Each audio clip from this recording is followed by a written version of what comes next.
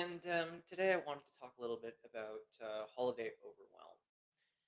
Um, a lot of us anyway, get a little bit overwhelmed during the holiday season, and that's nothing to be feel guilty about or shameful about. But we'll go into the reasonings for that.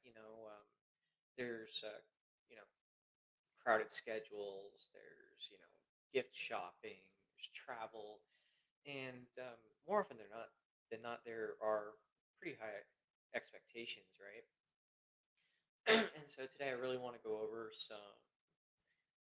maybe some tips and other ways you can maybe reduce the stress and find balance. Although I will go into stress first. Um, Many of us don't like to hear this, but stress is really a choice. The only thing that stress really is resisting or trying to control something which you have no control over. And so the easiest way to get rid of any stress, honestly, is to learn to just let things go that are outside of your control, and just choose not to feel like you had control in the first place. And many times, and I know it's I know it's not going to be a very popular opinion for sure. Okay, so let's get into the rest of it. So, looking at overwhelm, what is overwhelm, right? Overwhelm is just being, emotionally or mentally, overloaded. Um, Again, very common this kind of year, this time of year because of, there's extra responsibilities. Um, you've now, committed yourself to family dinners. You've committed yourself to bringing stuffing or whatever it is it may be, and that's stuff and events and things that things that you quote unquote have to do or would like to do. Excuse me, on top of your normal schedule and your normal responsibilities, right? And so family dynamics. Um, Sometimes family is the one of the biggest causes of holiday overwhelm, simply because there's there's deciding whose house are you going to first, or who's hosting this year, who's not hosting, who's out of town, who's in town. So there's a lot of moving parts there. And there's also the financial pressures, right? Many of us feel the need to go big or go home for Christmas for sure, and the temptation is there to excuse me, get into debt just because it's so easy to do, right? And we put extra financial pressures on us this time of year for that reason, pretty much. It's really important to actually recognize the signs of this to kind of keep things in check before it might spill over into your holiday season, right? Excuse me. Things like fatigue. You're always feeling tired. Maybe you're feeling like things bother you or they push your buttons a little more than usual. And also, increased anxiety. Worrying about if Uncle Fred is going to remember or forgive the faux pas that happened at the last Christmas party or last Thanksgiving party, whatever the case may be. And so let's go into some of the other causes as well. Um, One of the biggest ones again is unrealistic expectations. We tend to want and expect holiday miracles all the time, right? We want the meals to be perfect. We want the decorations to be perfect. We want the gatherings to be perfect. And there's really nothing that is perfect. So, it's putting putting those unrealistic expectations on you kind of sets the stage for you to want to control the situation, and leads to stress because a lot of those expectations are outside of your control. Excuse me. So, what's the best gift that you can give this holiday season is to just do things to make you happy. and then spread that joy to those around you. And again, it's not your responsibility to make sure that other people are happy. I mean, you can't you can't really make them, force them to to enjoy the season or to enjoy your efforts, right? So just remember that and just do it for you and try to share what makes you happy with them. The next thing there is time pressures. I guess that goes in with unrealistic expectations. We overcommit to events and we don't leave room for self care or time for us to really rest in between, right? And that's especially important this time of year because, as we mentioned, we tend to add a lot of stuff, um, a lot of extra responsibilities, a lot of extra. There's just a lot of extra interactions you have to do, which can be exhausting as well. And then there's the financial strain, as I mentioned before. You kind of feel obligated to overspend on gifts and experiences for the family because excuse me, somewhere along the line, it was decided that um, the best way to show your love for someone, in some cases, especially from advertisements and the different um, conglomerates of stores and things like that, is the more you spend, the happier they are, right? I mean, that's the image that's given to us on TV or on the internet or wherever we're seeing their ads that are being streamed.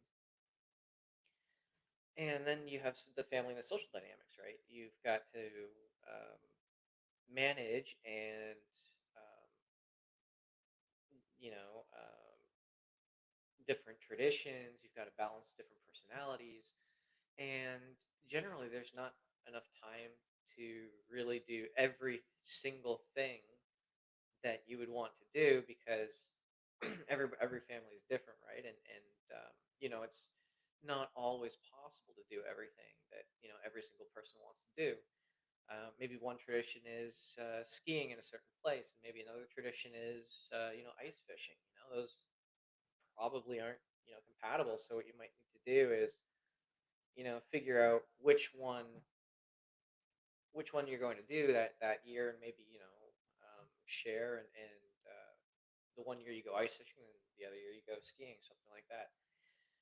But prioritization is very important in terms of getting over your holiday overwhelm. So you definitely want to make a list of your must do's versus it's a nice to do list. So the hot chocolate train every year. I mean, that's nice to do, but I mean, is it a must to do for me? I mean, I really love it, but you know, if it's something that it comes down to a choice where I'm, feeling really overcommitted to things, I may decide to forego the hot chocolate trail, or maybe I would say that the hot chocolate trail is on my must-do list because it's something I enjoy and I rest while I'm doing it. I recharge my battery, so to speak. And you definitely want to make sure, again, just saying that you want to make sure that you want to focus on the activities and traditions that would align with your own personal values, right?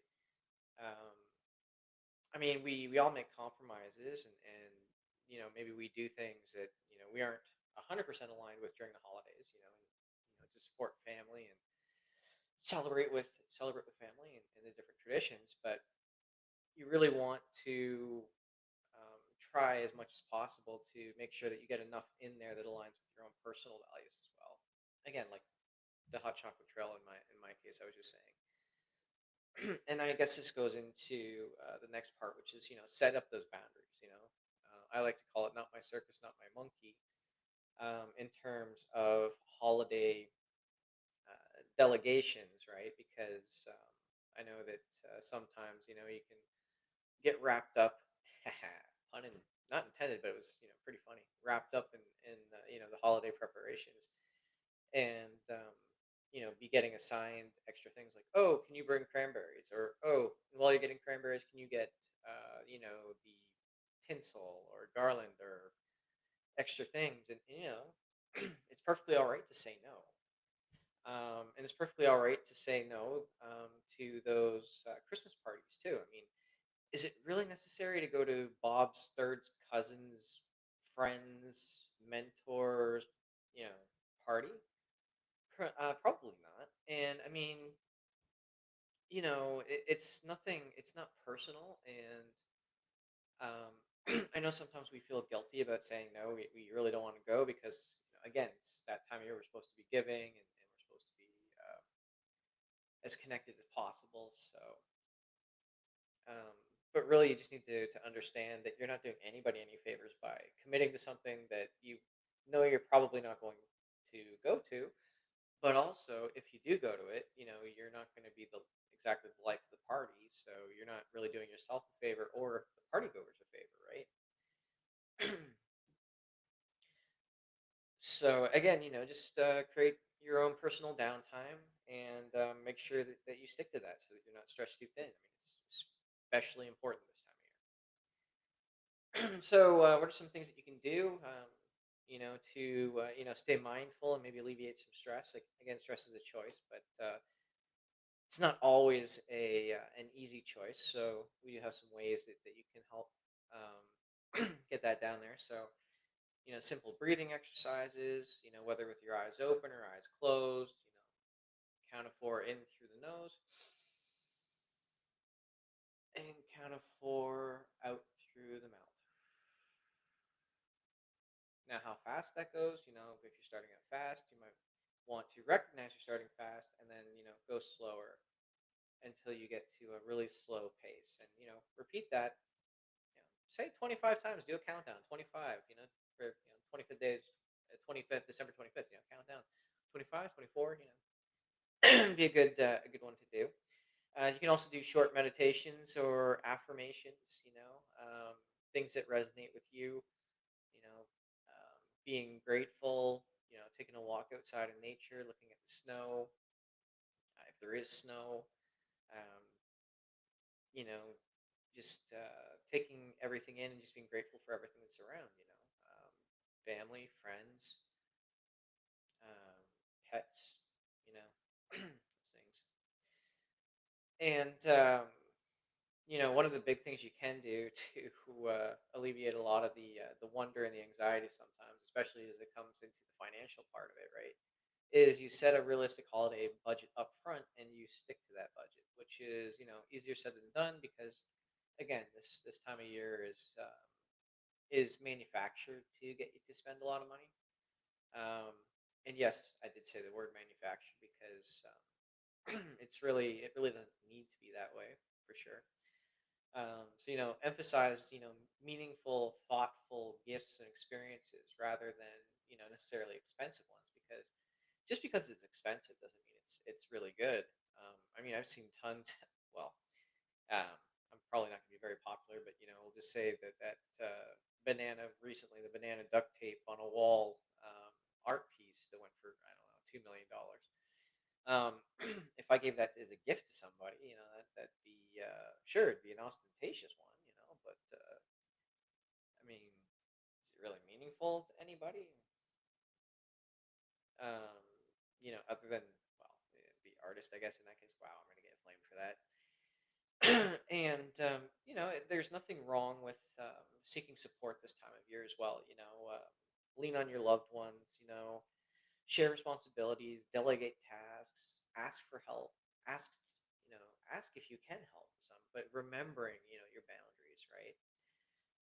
Use a buddy system or body doubling system to keep each other accountable for your rest and relaxation times. Notice I didn't say for the things that you feel you should do or have to do in terms of holiday preparation or holiday meetings.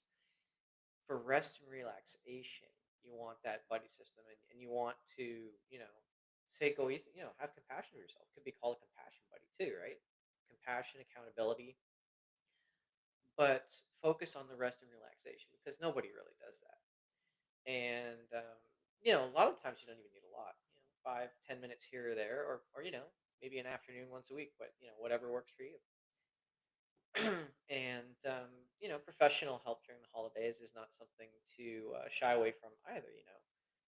Perfectly okay to seek coaching, therapy, or counseling if the stress feels overwhelming for you. You there's many online resources and there's hotlines for some quick coping tools as well.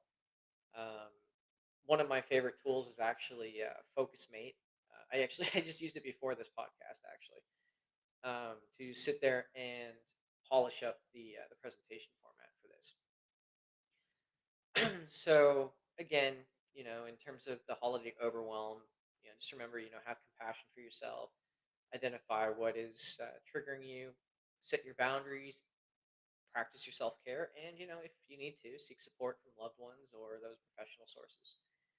And just remember that the holiday season is really more an opportunity just to slow down and enjoy meaningful connections rather than just another, checklist, period in your life, right?